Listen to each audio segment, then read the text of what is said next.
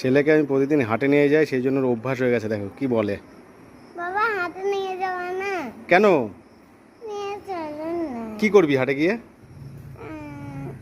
হ্যাঁ, কিছু মজাদার খাবার খাবো। কিছু মজাদার খাবার খাবি?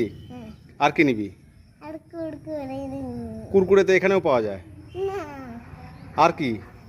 আর কলা, অ্যাপেল। অ্যাপেলও নিবি, কলাও নিবি? হ্যাঁ। তোর নাম কি?